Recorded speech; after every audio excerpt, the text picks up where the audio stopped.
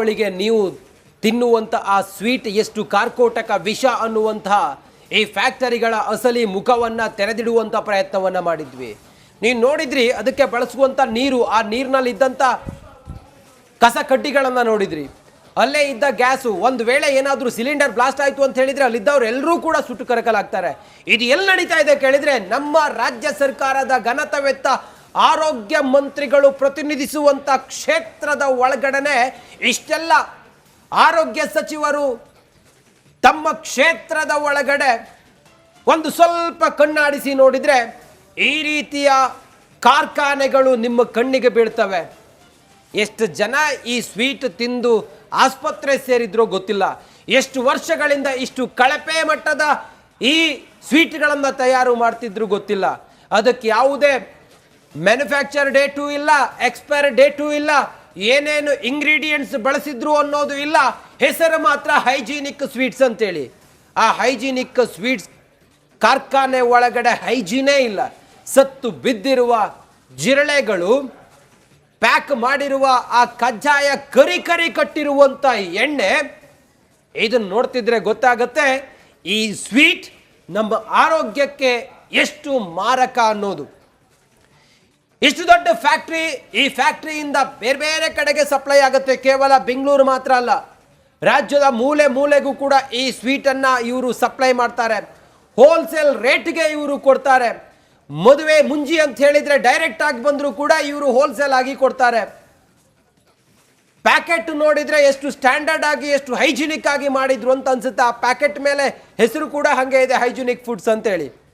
ಆದರೆ ಒಳ ಹೊಕ್ಕಾಗ ಗೊತ್ತಾಗಿದ್ದು, ಹೊರಗಡೆ ಲಾಕ್ ಮಾಡಿದ್ರು, ಯಾರು ಇಲ್ಲ ಅಂತೇಳಿ ನಾವು ಅಂದ್ಕೊಂಡ್ವಿ. ಆದ್ರೆ ಒಳಗಡೆ ಹೋದಾಗ ಗೊತ್ತಾಗಿದ್ದು ಅಸಲಿ ಚಿತ್ರಣ. ಇದನ್ನ ಎಕ್ಸ್ಪೋಸ್ ಮಾಡಿದ್ದು ನಮ್ಮ ಪ್ರತಿನಿಧಿ ಅರವಿಂದ್. ಅರವಿಂದ್ ಈಗ ನೇರ ಸಂಪರ್ಕದಲ್ಲಿ ನಮ್ಮ ಜೊತೆಲಿದ್ದಾರೆ. ಅರವಿಂದ್ ಏನು ಕಂಡ್ರು, ಹೇಗಿದೆ ಫ್ಯಾಕ್ಟ್ರಿ, ಏನು ಎತ್ತ ಅನ್ನೋದನ್ನ ಅವರನ್ನೇ ಕೇಳೋಣ. ಅರವಿಂದ್, ತಾವು ಯಾವಾಗ ಒಳಗಡೆ ಹೋದ್ರಿ? ತಾವು ಹೊರಗಡೆಯಿಂದ ಹೋಗುವಾಗ ಅಲ್ಲಿ ಆ ಫ್ಯಾಕ್ಟ್ರಿ ಲಾಕ್ ಮಾಡಿತ್ತು ಅಂತೇಳಿ ತಾವು ಆ ವಾಕ್ಥ್ರೂ ಅಲ್ಲಿ ಹೇಳ್ತಾ ಇದ್ರಿ. ಗೋ ಹೆಡ್ ಅರವಿಂದ್, ಏನೇನು ನೋಡಿದ್ರಿ, ಏನಾಯ್ತು, ಹೇಗಿದೆ ಅನ್ನೋದನ್ನ ಎಕ್ಸ್ಪ್ಲೈನ್ ಮಾಡಿ ಅರವಿಂದ್.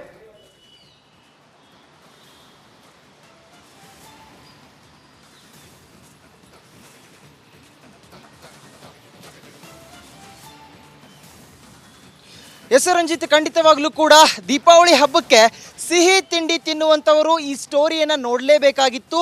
ಕಾರಣ ಇಷ್ಟೇ, ಇದು ಸ್ವೀಟ್ ಅಲ್ಲ, ವಿಷ ಅನ್ನುವಂಥದ್ದು. ಅದಕ್ಕೆ ಸಂಬಂಧಪಟ್ಟಂತೆ ನಾವು ರಾಜಧಾನಿ ಬೆಂಗಳೂರಿನಲ್ಲಿ ಹಲವು ಕಡೆಗಳಲ್ಲಿ ಹೋಗಿದ್ವಿ. ಹೋಗಿ ಆ ಒಂದು ಸ್ಟೋರಿಯನ್ನು ಮಾಡೋದಕ್ಕೆ ಹೋಗುವಂಥ ಸಂದರ್ಭದಲ್ಲಿ ಕಳೆದ ಅಂದರೆ ಸತತ 3 ದಿನಗಳ ಕಾಲ ನಾವು ಅಲ್ಲಿ ಹೋಗಿ ನೋಡಿದಾಗ, ರೆಕ್ಕಿ ಮಾಡಿದಾಗ, ಅಂದರೆ ಅಲ್ಲಿನ ಇನ್ಫಾರ್ಮೇಷನ್ ತೆಗೆದುಕೊಳ್ಳೋಕೆ ಹೋದಾಗ ಆ ಒಂದು ಫ್ಯಾಕ್ಟರಿಯ ಗೇಟನ್ನು ಬೀಗ ಹಾಕೊಂಡಿರ್ತಾರೆ ಅವರು, ಅಲ್ಲಿ ಇಲ್ಲ ಅನ್ನುವಂಥದ್ದು ಗೊತ್ತಾಗುತ್ತೆ. ಆ ಬಳಿಕ ನಾವು ಅಲ್ಲಿರುವಂಥ ಸುತ್ತಮುತ್ತ ಜನರನ್ನ, ಸ್ಥಳೀಯರನ್ನ ಕೇಳ್ತೀವಿ. ಯಾವಾಗ ನೋಡಿದ್ರೂ ಬೀಗ ಹಾಕಿರುತ್ತೆ ಸರ್ ಅನ್ನುವಂಥ ಮಾಹಿತಿಯನ್ನು ಅವ್ರು ಕೊಡ್ತಾರೆ. ಆದರೆ ಒಂದು ಕ್ಲೂ ನಮಗೆ ಸಿಗುತ್ತೆ, ಅಂದರೆ ಅಲ್ಲಿ ಒಳಗಡೆ ಸೌಂಡ್ ಆಗ್ತಾ ಇರುವಂಥ ಸೌಂಡ್ ಕೇಳುತ್ತೆ. ಆ ಬಳಿಕ ಲೈಟ್ ಹತ್ತಿರೋದು ಕೂಡ ಗೊತ್ತಾಗುತ್ತೆ. ಬಳಿಕ ನಾವು ಅವರು ಅಲ್ಲಿ ಆ ಒಂದು ಗೇಟನ್ನು ಬಾರಿಸುವ ಮುಖಾಂತರ ಅವ್ರನ್ನ ಕೂಗಿದ್ರೂ ಕೂಡ ಅವರು ಗೇಟನ್ನು ಓಪನ್ ಮಾಡೋದಿಲ್ಲ. ಯಾವಾಗ ಅವರು ಆ ಒಂದು ಗೇಟನ್ನು ತೆರೆಯೋದಿಲ್ಲ, ಯಾವಾಗ ಅವ್ರಿಗೆ ರಿಪಬ್ಲಿಕ್ ಕನ್ನಡ ಅವರ ಫ್ಯಾಕ್ಟರಿಯ ಗೇಟ್ ಮುಂದೆ ಬಂದಿದೆ ಅನ್ನುವಂಥ ವಿಷಯ ಗೊತ್ತಾಗುತ್ತೆ, ಆಗ ಅವರು ಎಚ್ಚೆತ್ಕೊಳ್ತಾರೆ. ಅದರ ಜೊತೆಗೆ ನಾವು ಫುಡ್ ಇನ್ಸ್ಪೆಕ್ಟರ್ನ ಜೊತೆಗೆ GBA ಅಧಿಕಾರಿಗಳನ್ನ ಕರೆದುಕೊಂಡು ಹೋಗುವಂಥ ಕೆಲಸವನ್ನು ಕೂಡ ಮಾಡ್ತೀವಿ. ಅವರು ಬಂದು ಕೂಗಿದಾಗಲೂ ಕೂಡ, ಗೇಟನ್ನು ಬಡಿದಾಗಲೂ ಕೂಡ ಯಾವುದೇ ರೀತಿಯಾದಂತಹ ರೆಸ್ಪಾನ್ಸ್ ಆ ಫ್ಯಾಕ್ಟ್ರಿ ಕೆಲಸಗಾರರದ್ದಾಗಿರ್ಬೋದು, ಅಲ್ಲಿನ ಸಿಬ್ಬಂದಿಗಳು ಮಾಡೋದಕ್ಕೆ ಹೋಗೋದಿಲ್ಲ. ಬಳಿಕ ಅಲ್ಲಿರುವಂಥ ಫುಡ್ ಇನ್ಸ್ಪೆಕ್ಟರ್, ಅಲ್ಲಿರುವಂಥ ಆ ವ್ಯಾಪ್ತಿಯ ಮಾರ್ಷಲ್ಸ್ಗಳನ್ನ ಕರೆತರ್ತಾರೆ. ಆ ಬಳಿಕ ಮಾರ್ಷಲ್ಸ್ಗಳು ಗೇಟ್ ಜಂಪ್ ಮಾಡಿ ಹೋಗಿ ಸಿಬ್ಬಂದಿಗಳ ಬಳಿ ಬೀಗವನ್ನು ಇಸ್ಕೊಂಡು ಬಂದು ಆ ಒಂದು ಬೀಗದ ಮುಖಾಂತರ ಗೇಟನ್ನು ತೆರೆದು ಒಳಗಡೆ ಹೋಗ್ತೀವಿ. ಒಳಗಡೆ ಹೋದಾಗ ಫ್ಯಾಕ್ಟರಿಯ ಹೆಸರು ಹೈಜೆನಿಕ್, ಆದರೆ ಅಲ್ಲಿದ್ದಂಥ ಫುಡ್ ಏನಿದೆ, ಹಾಗೆ ಅಲ್ಲ ಬಳಸುವಂಥ ತಯಾರಿಕೆ ಮಾಡುವಂಥ ಸಾಮಗ್ರಿಗಳೇನಿದೆ, ಅದು ಯಾವುದು ಕೂಡ ಹೈಜೆನಿಕ್ ಇರಲಿಲ್ಲ. ಜೊತೆಗೆ ಅಲ್ಲಿ ಅವರು ವಾದ ಮಾಡುವಂಥದ್ದು, 10 ಜನ ಕೆಲಸ ಮಾಡ್ತಾರೆ, ಅವರ ಉದ್ಯೋಗಕ್ಕೆ ಕಲ್ಲು ಹಾಕಬೇಡಿ ಅನ್ನುವಂಥದ್ದು. 10 ಜನರ ಉದ್ಯೋಗಕ್ಕೆ 100 ಜನರ ಜೀವದ ಜೊತೆಗೆ ಆಟ ಆಡುವುದು ಎಂತಹ ನ್ಯಾಯ ಅನ್ನೋದು ನಮ್ಮ ಪ್ರಶ್ನೆಯಾಗಿತ್ತು. ಅದ್ರ ಜೊತೆಗೆ ನಾವು ಕೂಡ ಕಾನೂನಾತ್ಮಕವಾಗಿ ಹೋದ್ವಿ. ಅಲ್ಲಿರುವಂಥ ಆಹಾರ ಇಲಾಖೆ ಅಧಿಕಾರಿಗಳು, ಫುಡ್ ಇಲಾಖೆಗಳು ಏನಿರ್ತಾರೆ, ಫುಡ್ ಇನ್ಸ್ಪೆಕ್ಟರ್, ಅವ್ರನ್ನ ಕರೆದುಕೊಂಡು ಹೋದ್ವಿ. ಇದು ಮಾಡೋದು ಸರಿ ಇದೆಯಾ ಅಂತ ಕೇಳಿದ್ವಿ. ಜೊತೆಗೆ ನಾವು ಅಲ್ಲಿರುವಂತಹ ಫ್ಯಾಕ್ಟರಿಯ ಹಿನ್ನೆಲೆಯನ್ನು ಕೂಡ ಕೆದಕಿದ್ವಿ. ಈ ಹಿಂದೆ ಅದೇ ಫ್ಯಾಕ್ಟರಿಯಲ್ಲಿ ಪ್ಲಾಸ್ಟಿಕ್ ಸೀಸ್ ಆಗಿತ್ತು, ಪ್ಲಾಸ್ಟಿಕ್ ಬ್ಯಾನ್ ಆಗಿದೆ, ಆದರೂ ಕೂಡ ಅಲ್ಲಿ ಪ್ಲಾಸ್ಟಿಕ್ನ ಉಪಯೋಗಿಸ್ಕೊಂಡು ವ್ಯಾಪಾರ ಮಾಡ್ತಾ ಇದ್ದಾರೆ ಅನ್ನುವಂಥ ಮಾಹಿತಿ ಮೇರೆಗೆ ಅಲ್ಲಿರುವಂಥ ಅಧಿಕಾರಿಗಳು ಅದನ್ನು ರೇಡ್ ಮಾಡಿ ದಂಡ ಹಾಕುವಂಥ ಕೆಲಸ ಮಾಡಿದ್ರು. ಅಷ್ಟಾದರೂ ಕೂಡ ಈ ರೀತಿಯಾದಂತಹ ಘಟನೆ ಮತ್ತೆ ಮರುಕಳಿಸಿರುವಂಥದ್ದು. ಅಲ್ಲಿನ ಕಜ್ಜಾಯಗಳನ್ನ ನೋಡ್ಬೋದು ನೀವು. ಟಾರ್ ಏನಿರುತ್ತೆ ಅಂದರೆ ನಾವು ಇವಾಗ ಒಂದು ರೋಡನ್ನ ತಯಾರಿಸಬೇಕಾದ್ರೆ ಡಾಂಬರಿಗೆ ನೀವು ತಿನ್ನುವಂಥ ಆ ಸ್ವೀಟ್ ಎಷ್ಟು ಕಾರ್ಕೋಟಕ ವಿಷ ಅನ್ನುವಂತಹ ಈ ಫ್ಯಾಕ್ಟರಿಗಳ ಅಸಲಿ ಮುಖವನ್ನು ತೆರೆದಿಡುವಂಥ ಪ್ರಯತ್ನವನ್ನು ಮಾಡಿದ್ವಿ. ನೀವು ನೋಡಿದ್ರಿ, ಅದಕ್ಕೆ ಬಳಸುವಂಥ ನೀರು, ಆ ನೀರಿನಲ್ಲಿ ಇದ್ದಂಥ ಕಸ ಕಡ್ಡಿಗಳನ್ನು ನೋಡಿದ್ರಿ, ಅಲ್ಲೇ ಇದ್ದ ಗ್ಯಾಸು. ಒಂದು ವೇಳೆ ಏನಾದರೂ ಸಿಲಿಂಡರ್ ಬ್ಲಾಸ್ಟ್ ಆಯಿತು ಅಂತ ಹೇಳಿದರೆ ಅಲ್ಲಿದ್ದವ್ರು ಎಲ್ಲರೂ ಕೂಡ ಸುಟ್ಟು ಕರಕಲಾಗ್ತಾರೆ. ಇದು ಎಲ್ಲಿ ನಡೀತಾ ಇದೆ ಕೇಳಿದರೆ ನಮ್ಮ ರಾಜ್ಯ ಸರ್ಕಾರದ ಘನತೆವೆತ್ತ ಆರೋಗ್ಯ ಮಂತ್ರಿಗಳು ಪ್ರತಿನಿಧಿಸುವಂಥ ಕ್ಷೇತ್ರದ ಒಳಗಡೆ ಇಷ್ಟೆಲ್ಲ ಆರೋಗ್ಯ ಸಚಿವರು ತಮ್ಮ ಕ್ಷೇತ್ರದ ಒಳಗಡೆ ಒಂದು ಸ್ವಲ್ಪ ಕಣ್ಣಾಡಿಸಿ ನೋಡಿದರೆ ಈ ರೀತಿಯ ಕಾರ್ಖಾನೆಗಳು ನಿಮ್ಮ ಕಣ್ಣಿಗೆ ಬೀಳ್ತವೆ. ಎಷ್ಟು ಜನ ಈ ಸ್ವೀಟ್ ತಿಂದು ಆಸ್ಪತ್ರೆ ಸೇರಿದ್ರೋ ಗೊತ್ತಿಲ್ಲ. ಎಷ್ಟು ವರ್ಷಗಳಿಂದ ಇಷ್ಟು ಕಳಪೆ ಮಟ್ಟದ ಈ ಸ್ವೀಟ್ಗಳನ್ನು ತಯಾರು ಮಾಡ್ತಿದ್ರು ಗೊತ್ತಿಲ್ಲ. ಅದಕ್ಕೆ ಯಾವುದೇ ಮ್ಯಾನುಫ್ಯಾಕ್ಚರ್ ಡೇಟು ಇಲ್ಲ, ಎಕ್ಸ್ಪೈರ್ ಡೇಟು ಇಲ್ಲ, ಏನೇನು ಇಂಗ್ರೀಡಿಯೆಂಟ್ಸ್ ಬಳಸಿದ್ರು ಅನ್ನೋದು ಇಲ್ಲ. ಹೆಸರು ಮಾತ್ರ ಹೈಜೀನಿಕ್ ಸ್ವೀಟ್ಸ್ ಅಂತೇಳಿ. ಆ ಹೈಜೀನಿಕ್ ಸ್ವೀಟ್ಸ್ ಕಾರ್ಖಾನೆ ಒಳಗಡೆ ಹೈಜೀನೇ ಇಲ್ಲ. ಸತ್ತು ಬಿದ್ದಿರುವ ಜಿರಳೆಗಳು, ಪ್ಯಾಕ್ ಮಾಡಿರುವ ಆ ಕಜ್ಜಾಯ ಕರಿ ಕಟ್ಟಿರುವಂಥ ಎಣ್ಣೆ, ಇದನ್ನು ನೋಡ್ತಿದ್ರೆ ಗೊತ್ತಾಗತ್ತೆ ಈ ಸ್ವೀಟ್ ನಮ್ಮ ಆರೋಗ್ಯಕ್ಕೆ ಎಷ್ಟು ಮಾರಕ ಅನ್ನೋದು. ಇಷ್ಟು ದೊಡ್ಡ ಫ್ಯಾಕ್ಟ್ರಿ, ಈ ಫ್ಯಾಕ್ಟ್ರಿಯಿಂದ ಬೇರೆ ಬೇರೆ ಕಡೆಗೆ ಸಪ್ಲೈ ಆಗುತ್ತೆ. ಕೇವಲ ಬೆಂಗಳೂರು ಮಾತ್ರ ಅಲ್ಲ, ರಾಜ್ಯದ ಮೂಲೆ ಮೂಲೆಗೂ ಕೂಡ ಈ ಸ್ವೀಟನ್ನು ಇವರು ಸಪ್ಲೈ ಮಾಡ್ತಾರೆ. ಹೋಲ್ಸೇಲ್ ರೇಟ್ಗೆ ಇವರು ಕೊಡ್ತಾರೆ. ಮದುವೆ ಮುಂಜಿ ಅಂತ ಹೇಳಿದರೆ ಡೈರೆಕ್ಟ್ ಆಗಿ ಬಂದರೂ ಕೂಡ ಇವರು ಹೋಲ್ಸೇಲ್ ಆಗಿ ಕೊಡ್ತಾರೆ. ಪ್ಯಾಕೆಟ್ ನೋಡಿದರೆ ಎಷ್ಟು ಸ್ಟ್ಯಾಂಡರ್ಡ್ ಆಗಿ, ಎಷ್ಟು ಹೈಜಿನಿಕ್ ಆಗಿ ಮಾಡಿದ್ರು ಅಂತ ಅನ್ಸುತ್ತೆ. ಆ ಪ್ಯಾಕೆಟ್ ಮೇಲೆ ಹೆಸರು ಕೂಡ ಹಾಗೆ ಇದೆ, ಹೈಜಿನಿಕ್ ಫುಡ್ಸ್ ಅಂತೇಳಿ. ಆದರೆ ಒಳ ಹೊಕ್ಕಾಗ ಗೊತ್ತಾಗಿದ್ದು, ಹೊರಗಡೆ ಲಾಕ್ ಮಾಡಿದ್ರು, ಯಾರು ಇಲ್ಲ ಅಂಥೇಳಿ ನಾವು ಅಂದ್ಕೊಂಡ್ವಿ. ಆದರೆ ಒಳಗಡೆ ಹೋದಾಗ ಗೊತ್ತಾಗಿದ್ದು ಅಸಲಿ ಚಿತ್ರಣ. ಇದನ್ನು ಎಕ್ಸ್ಪೋಸ್ ಮಾಡಿದ್ದು ನಮ್ಮ ಪ್ರತಿನಿಧಿ ಅರವಿಂದ್. ಅರವಿಂದ್ ಈಗ ನೇರ ಸಂಪರ್ಕದಲ್ಲಿ ನಮ್ಮ ಜೊತೆಲಿದ್ದಾರೆ. ಅರವಿಂದ್ ಏನು ಕಂಡ್ರು, ಹೇಗಿದೆ ಫ್ಯಾಕ್ಟ್ರಿ, ಏನು ಎತ್ತ ಅನ್ನೋದನ್ನು ಅವರನ್ನೇ ಕೇಳೋಣ. ಅರವಿಂದ್, ತಾವು ಯಾವಾಗ ಒಳಗಡೆ ಹೋದ್ರಿ?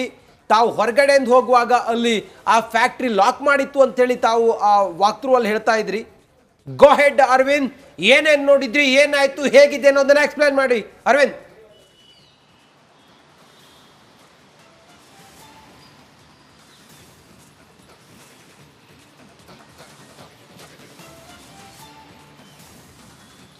ಎಸ್ ರಂಜಿತ್, ಖಂಡಿತವಾಗ್ಲೂ ಕೂಡ ದೀಪಾವಳಿ ಹಬ್ಬಕ್ಕೆ ಸಿಹಿ ತಿಂಡಿ ತಿನ್ನುವಂಥವರು ಈ ಸ್ಟೋರಿಯನ್ನು ನೋಡಲೇಬೇಕಾಗಿತ್ತು. ಕಾರಣ ಇಷ್ಟೇ, ಇದು ಸ್ವೀಟ್ ಅಲ್ಲ ವಿಷ ಅನ್ನುವಂಥದ್ದು. ಅದಕ್ಕೆ ಸಂಬಂಧಪಟ್ಟಂತೆ ನಾವು ರಾಜಧಾನಿ ಬೆಂಗಳೂರಿನಲ್ಲಿ ಹಲವು ಕಡೆಗಳಲ್ಲಿ ಹೋಗಿ ಆ ಒಂದು ಸ್ಟೋರಿಯನ್ನು ಮಾಡೋದಕ್ಕೆ ಹೋಗುವಂಥ ಸಂದರ್ಭದಲ್ಲಿ ಕಳೆದ ಅಂದರೆ ಸತತ 3 ದಿನಗಳ ಕಾಲ ನಾವು ಅಲ್ಲಿ ಹೋಗಿ ನೋಡಿದಾಗ, ರೆಕ್ಕಿ ಮಾಡಿದಾಗ, ಅಂದರೆ ಅಲ್ಲಿನ ಇನ್ಫಾರ್ಮೇಷನ್ ತೆಗೆದುಕೊಳ್ಳೋಕೆ ಹೋದಾಗ ಆ ಒಂದು ಫ್ಯಾಕ್ಟರಿಯ ಗೇಟನ್ನು ಬೀಗ ಹಾಕೊಂಡಿರ್ತಾರೆ ಅವರು, ಅಲ್ಲಿ ಇಲ್ಲ ಅನ್ನುವಂಥದ್ದು ಗೊತ್ತಾಗುತ್ತೆ. ಆ ಬಳಿಕ ನಾವು ಅಲ್ಲಿರುವಂಥ ಸುತ್ತಮುತ್ತ ಜನರನ್ನ, ಸ್ಥಳೀಯರನ್ನ ಕೇಳ್ತೀವಿ. ಯಾವಾಗ ನೋಡಿದ್ರೂ ಬೀಗ ಹಾಕಿರುತ್ತೆ ಸರ್ ಅನ್ನುವಂಥ ಮಾಹಿತಿಯನ್ನು ಅವ್ರು ಕೊಡ್ತಾರೆ. ಆದರೆ ಒಂದು ಕ್ಲೂ ನಮಗೆ ಸಿಗುತ್ತೆ, ಅಂದರೆ ಅಲ್ಲಿ ಒಳಗಡೆ ಸೌಂಡ್ ಆಗ್ತಾ ಇರುವಂಥ ಸೌಂಡ್ ಕೇಳುತ್ತೆ. ಆ ಬಳಿಕ ಲೈಟ್ ಹತ್ತಿರೋದು ಕೂಡ ಗೊತ್ತಾಗುತ್ತೆ. ಬಳಿಕ ನಾವು ಅವರು ಅಲ್ಲಿ ಆ ಒಂದು ಗೇಟನ್ನು ಬಾರಿಸುವ ಮುಖಾಂತರ ಅವ್ರನ್ನ ಕೂಗಿದ್ರೂ ಕೂಡ ಅವರು ಗೇಟನ್ನು ಓಪನ್ ಮಾಡೋದಿಲ್ಲ.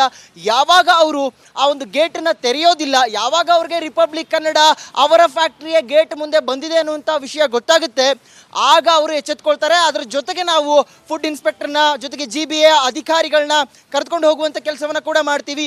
ಅವರು ಬಂದು ಕೂಗಿದಾಗಲೂ ಕೂಡ, ಗೇಟನ್ನು ಬಡಿದಾಗಲೂ ಕೂಡ ಯಾವುದೇ ರೀತಿಯಾದಂತಹ ರೆಸ್ಪಾನ್ಸ್ ಆ ಫ್ಯಾಕ್ಟ್ರಿ ಕೆಲಸಗಾರರದ್ದಾಗಿರ್ಬೋದು, ಅಲ್ಲಿನ ಸಿಬ್ಬಂದಿಗಳು ಮಾಡೋದಕ್ಕೆ ಹೋಗೋದಿಲ್ಲ. ಬಳಿಕ ಅಲ್ಲಿರುವಂಥ ಫುಡ್ ಇನ್ಸ್ಪೆಕ್ಟರ್, ಅಲ್ಲಿರುವಂಥ ಆ ವ್ಯಾಪ್ತಿಯ ಮಾರ್ಷಲ್ಸ್ಗಳನ್ನ ಕರೆತರ್ತಾರೆ. ಆ ಬಳಿಕ ಮಾರ್ಷಲ್ಸ್ಗಳು ಗೇಟ್ ಜಂಪ್ ಮಾಡಿ ಹೋಗಿ ಸಿಬ್ಬಂದಿಗಳ ಬಳಿ ಬೀಗವನ್ನು ಇಸ್ಕೊಂಡು ಬಂದು ಆ ಒಂದು ಬೀಗದ ಮುಖಾಂತರ ಗೇಟನ್ನು ತೆರೆದು ಒಳಗಡೆ ಹೋಗ್ತೀವಿ. ಒಳಗಡೆ ಹೋದಾಗ ಫ್ಯಾಕ್ಟರಿಯ ಹೆಸರು ಹೈಜೆನಿಕ್, ಆದರೆ ಅಲ್ಲಿದ್ದಂಥ ಫುಡ್ ಏನಿದೆ ಹಾಗೆ ಅಲ್ಲ ಬಳಸುವಂಥ ತಯಾರಿಕೆ ಮಾಡುವಂಥ ಸಾಮಗ್ರಿಗಳೇನಿದೆ ಅದು ಯಾವುದು ಕೂಡ ಹೈಜೆನಿಕ್ ಇರಲಿಲ್ಲ. ಜೊತೆಗೆ ಅಲ್ಲಿ ಅವ್ರು ವಾದ ಮಾಡುವಂಥದ್ದು 10 ಜನ ಕೆಲಸ ಮಾಡ್ತಾರೆ, ಅವರ ಉದ್ಯೋಗಕ್ಕೆ ಕಲ್ಲು ಹಾಕಬೇಡಿ ಅನ್ನುವಂಥದ್ದು. 10 ಜನರ ಉದ್ಯೋಗಕ್ಕೆ ನೂರಾರು ಜನರ ಜೀವದ ಜೊತೆಗೆ ಆಟ ಆಡುವುದು ಎಂತಹ ನ್ಯಾಯ ಅನ್ನೋದು ನಮ್ಮ ಪ್ರಶ್ನೆಯಾಗಿತ್ತು. ಅದ್ರ ಜೊತೆಗೆ ನಾವು ಕೂಡ ಕಾನೂನಾತ್ಮಕವಾಗಿ ಹೋದ್ವಿ. ಅಲ್ಲಿರುವಂಥ ಆಹಾರ ಇಲಾಖೆ ಅಧಿಕಾರಿಗಳು, ಫುಡ್ ಇಲಾಖೆಗಳು ಏನಿರ್ತಾರೆ, ಫುಡ್ ಇನ್ಸ್ಪೆಕ್ಟರ್, ಅವ್ರನ್ನ ಕರೆದುಕೊಂಡು ಹೋದ್ವಿ. ಇದು ಮಾಡೋದು ಸರಿ ಇದೆಯಾ ಅಂತ ಕೇಳಿದ್ವಿ. ಜೊತೆಗೆ ನಾವು ಅಲ್ಲಿರುವಂಥ ಆ ಫ್ಯಾಕ್ಟ್ರಿಯ ಹಿನ್ನೆಲೆಯನ್ನು ಕೂಡ ಕೆದಕಿದ್ವಿ. ಈ ಹಿಂದೆ ಅದೇ ಫ್ಯಾಕ್ಟ್ರಿಯಲ್ಲಿ ಪ್ಲಾಸ್ಟಿಕ್ ಸೀಸ್ ಆಗಿತ್ತು, ಪ್ಲಾಸ್ಟಿಕ್ ಬ್ಯಾನ್ ಆಗಿದೆ, ಆದರೂ ಕೂಡ ಅಲ್ಲಿ ಪ್ಲಾಸ್ಟಿಕ್ನ ಉಪಯೋಗಿಸ್ಕೊಂಡು ವ್ಯಾಪಾರ ಮಾಡ್ತಾ ಇದ್ದಾರೆ ಅನ್ನುವಂಥ ಮಾಹಿತಿ ಮೇರೆಗೆ ಅಲ್ಲಿರುವಂಥ ಅಧಿಕಾರಿಗಳು ಅದನ್ನು ರೇಡ್ ಮಾಡಿ ದಂಡ ಹಾಕುವಂಥ ಕೆಲಸ ಮಾಡಿದ್ರು. ಅಷ್ಟಾದರೂ ಕೂಡ ಈ ರೀತಿಯಾದಂಥ ಘಟನೆ ಮತ್ತೆ ಮರುಕಳಿಸಿರುವಂಥದ್ದು. ಅಲ್ಲಿನ ಕಜ್ಜಾಯಗಳನ್ನ ನೋಡ್ಬೋದು ನೀವು. ಟಾರ್ ಏನಿರುತ್ತೆ ಅಂದರೆ ನಾವು ಇವಾಗ ಒಂದು ರೋಡನ್ನ ತಯಾರಿಸಬೇಕಾದ್ರೆ ಡಾಂಬರಿ